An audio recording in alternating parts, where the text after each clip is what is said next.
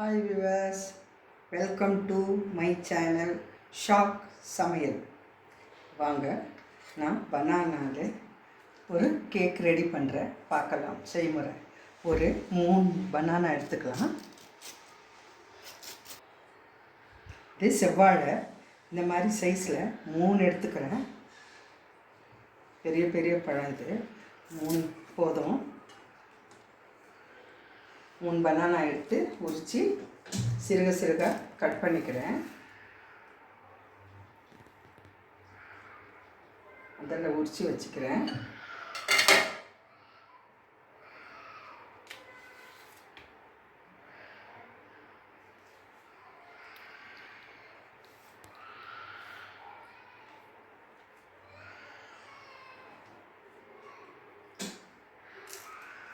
இந்த மாதிரி உரித்து வச்சுக்கிறேன்.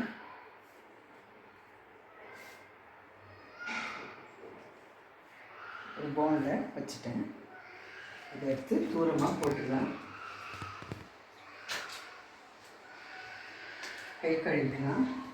மேலே பனானா உரிச்சா அதில் கொசு கெட்டு நின்று இருக்கும் கடையில். கை கழுவி சுத்தமாக கை கழுவிட்டு இப்போ இதை கட் பண்ணி இதில் போட்டுக்கலாம். சிறுக சிறுக கட் பண்ணிக்கலாம். ரவுண்டாக கட் பண்ணிக்கலாம், இல்லைன்னா இப்படி கூட கட் பண்ணிக்கலாம். இது 4 துண்டாக்கி இப்படியும் கட் பண்ணிக்கலாம்.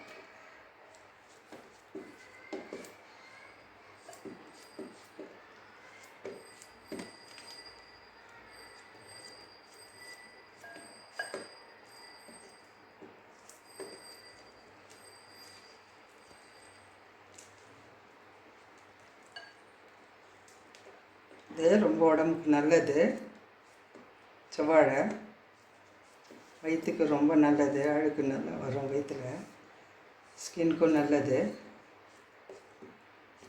செவ்வாழை.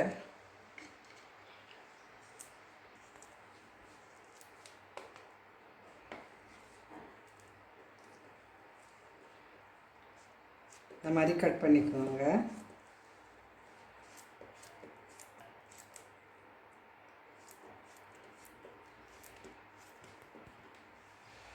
இது 3 பழம் வாழைப்பழம். அது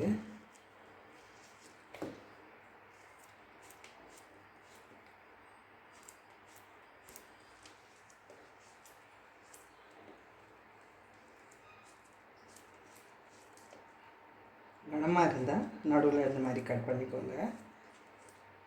மெலிசாக இருந்தால் ஒரு பக்கமே கட் பண்ணி போடுங்க.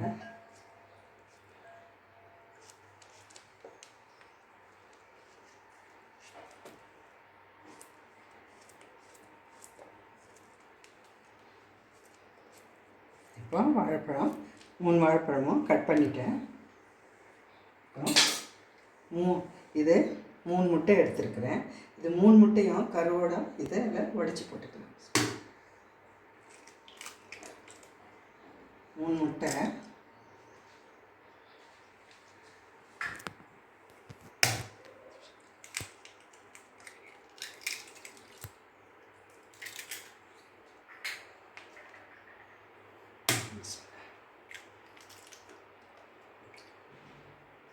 மூணு முட்டையும் கருவோட போட்டுக்கணும். இது தூரமாக போட்டுக்கலாம். பாருங்கள், 3 வாழைப்பழம் அழகாக கட் பண்ணி வச்சுருக்கிறேன். 3 முட்டை, 3 வாழைப்பழத்துக்கு 3 முட்டை. இது ஒரு 2 பெரிய கரண்டியில் 2 ஸ்பூன் அரிசி மாவுங்க, ஸ்பெஷல் அரிசி மாவு. இந்த மாதிரி சைஸில் 2 ஸ்பூன் போட்டிருக்கிறேன். முதல்ல 1 போட்டேன், இப்போ 2. முதல்ல நான் போட்டேன். 2வது அரிசி மாவு. கோதுமை மாவு ஒரு 1/2 ஸ்பூன் போதுங்க. இது கோதுமை மாவு. இது பாருங்கள், இவ்வளோ சைஸ் இதுவும் 1 ஸ்பூன், 3/4 ஸ்பூன், கொஞ்சம் 1/2 ஸ்பூன் கொஞ்சம் போட்டுக்கலாம். கொஞ்சம் எடுத்து வச்சுக்கலாம். 1/2 ஸ்பூன்.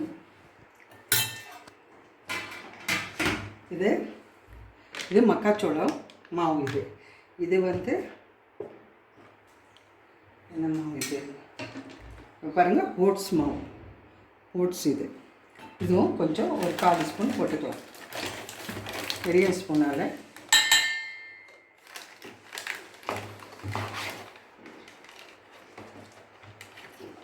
இப்போ தான் புதுசாக ஃப்ரெஷ்ஷாக வந்தது. இப்போ தான் எடுத்து போட போகிறேன். ஒரு 1/2 ஸ்பூன் இதுவும் போட்டுக்கிறேன். இது மக்காச்சோளம் மாவு இப்போ தான் கட் பண்ண போகிறேன். இதுவும் 1/4 ஸ்பூன் போட்டுக்கிறேன்.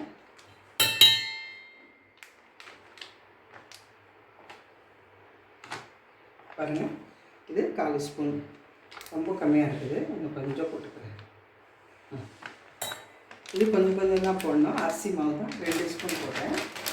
பெரிய ஸ்பூனால் இதை எடுத்து ஓரமாக வச்சிடலாம். இப்போ பாருங்கள், இது ஒரு 4 லவங்கம் போடுறேன். 4 லவங்கம். ஏலக்காய் ஒரு 3 போடுறேன். சின்ன சின்னதாக இருக்கிறதுனால 3 இல்லை 4, பெருசாக இருந்தால் பச்சை ஏலக்காய் 2 போடுங்க. இது ரொம்ப சின்னதாக இருக்குது, கடையில் வாங்கிட்டு. இது 4 போட்டிருக்கிறேன். இது தவசு பாருங்கள், இவ்வளோ உப்பு போட்டுக்கலாம். ஒரு சிட்டிக்கு உப்பு போட்டுக்கலாம்.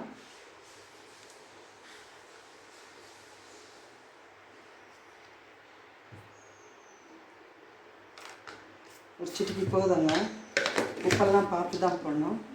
இது நல்லா அடிச்சுக்கலாம்.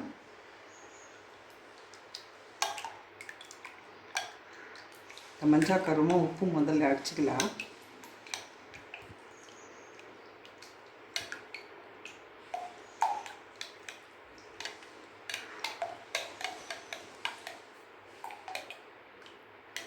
பொறுமையாக அடிச்சுக்கலாம். பாருங்கள், நல்லா கருவும் வெள்ளை கருவும் மஞ்சள் கருவும் நல்லா அடிச்சிட்டேன். இப்போ இது நாட்டு சர்க்கரை, இது ப்ரௌன் சுகர். இது இந்த சர்க்கரை போட்டுக்கலாம்.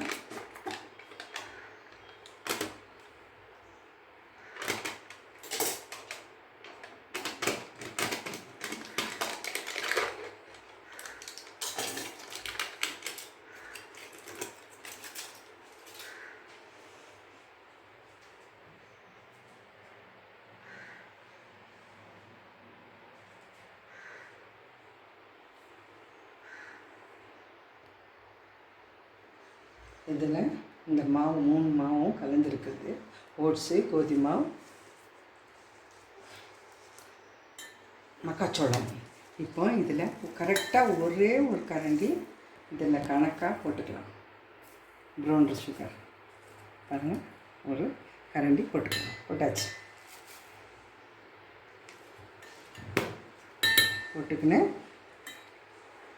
இது மூடி வச்சுக்கலாம். இப்போ இந்த ஜாரில் போட்டுக்கலாம். இதெல்லாம் போட்டுக்கின்னு நல்லா அடிச்சுக்கலாம்.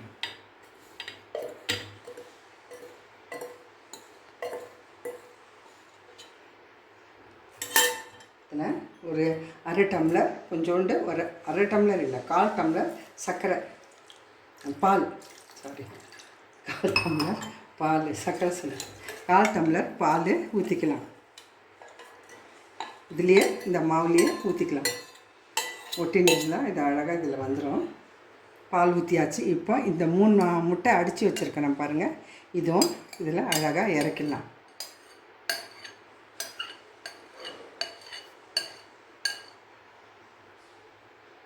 இதெல்லாம் ஒரு ஓரமாக வச்சுட்டு இப்போ இதை மிக்சியில் அடிச்சுக்கலாம்.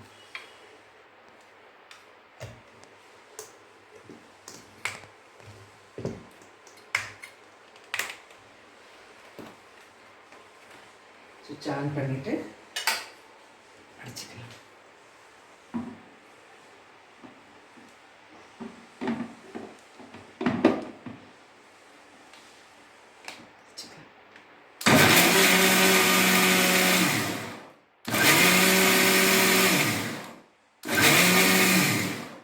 நல்லா அடிச்சாச்சு. இதை எடுத்துக்கலாம்.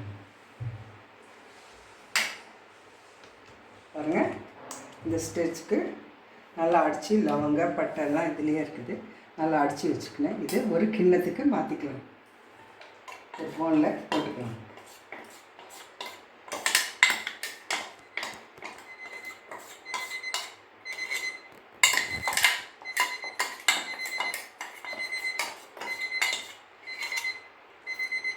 இது நெய்யில் வறுத்து எடுத்துக்கலாம். நெய்யில் முதல்ல நெய் பேன் சூடாகட்டும். 2 ஸ்பூன் நெய் போட்டு பேன் சூடாகணும்.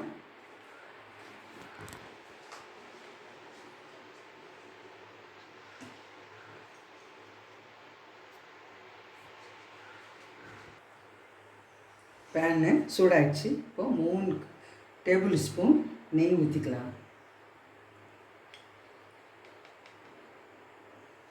3 டேபிள் ஸ்பூன் நெய் ஊற்றிக்காச்சு.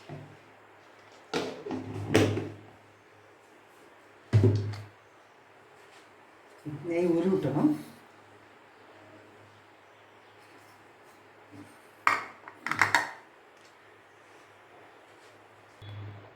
இப்போ இந்த வாழைப்பழம் நெய்யில் போட்டுக்கலாங்க. எல்லாமும் இந்த 3 பழமும் இதில் போட்டுக்கலாம். இதை கட்டி வச்சுக்கலாம்.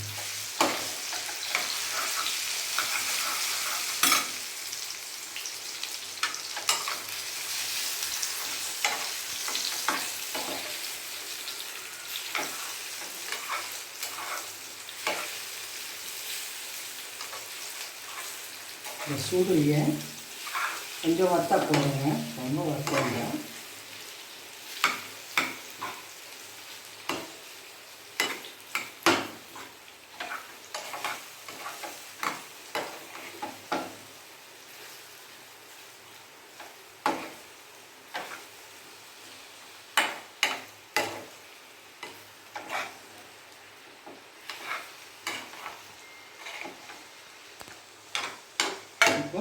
ஒரு அதே பாத்திரத்தில் மாற்றிக்கலாம்.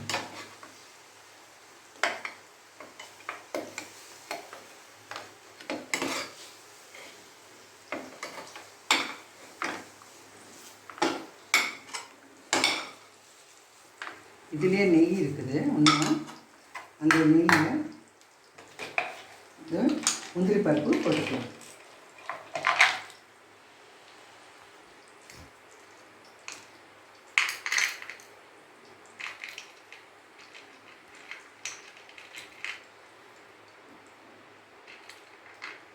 ஒரு 3 கருப்பு திராட்சை,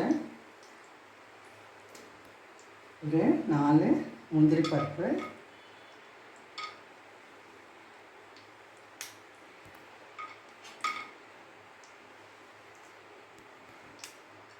போட்டுக்கலாம். இது கொஞ்சம் வறுத்துக்கலாம்.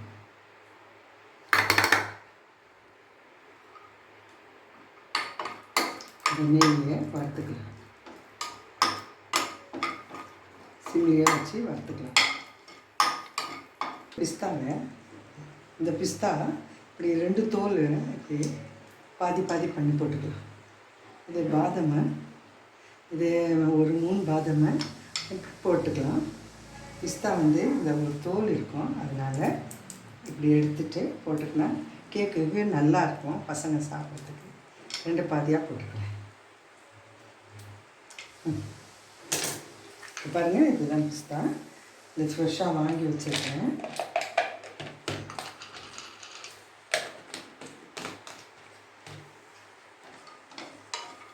இது நல்லா வறுத்து எடுத்துக்கலாம்.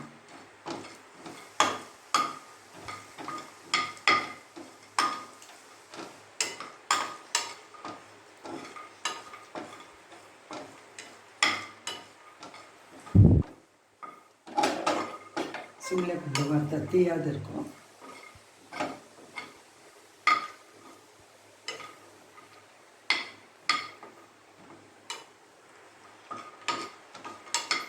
இது நல்லா நிறம் ஆயிடுச்சு, பொன்னிறம் ஆயிடுச்சு.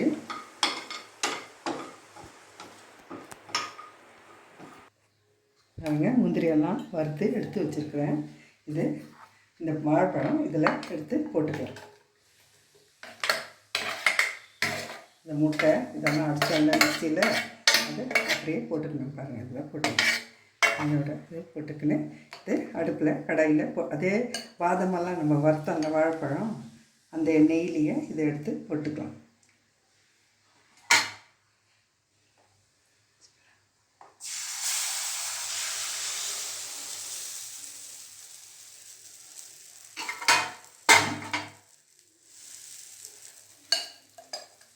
அதெல்லாம் சுத்தமாக வச்சு போட்டுக்கலாம்.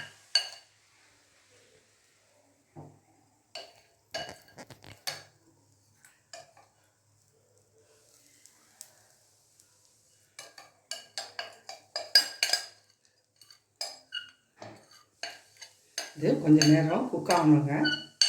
பனானா கேக்கு முட்டையெல்லாம் போட்டுருக்காது. இது கொஞ்சம் நேரம் குக் ஆகும். இதில் இருக்கிற நெய் இதில் வச்சு ஊற்றிக்கிறேன். இது பாதாம், கிஷ்மிஷு, பிஸ்தா, முந்திரி இதை எடுத்து அப்படியே போட்டுக்கலாம். நெய் அப்படியே ஒரு ஓரமாக போட்டுக்கலாம். அவ்வளோதாங்க. இது கொஞ்சம் நேரம் குக் ஆகிட்ட பிறகு இறக்கி விட வேண்டியது தான். இது பனானா கேக் ரெடி ஆகிடுச்சிங்க. இப்போ குக் ஆகிடுச்சி கேக்கு. பனானா கேக்கு கட் பண்ணிக்கலாம். வாங்க சாப்பிட்லாம். இதை பார்த்து நீங்களும் செஞ்சு சாப்பிட்டு ஷேர் பண்ணுங்கள், லைக் பண்ணுங்கள், சப்ஸ்கிரைப் பண்ணுங்கள். வணக்கம்.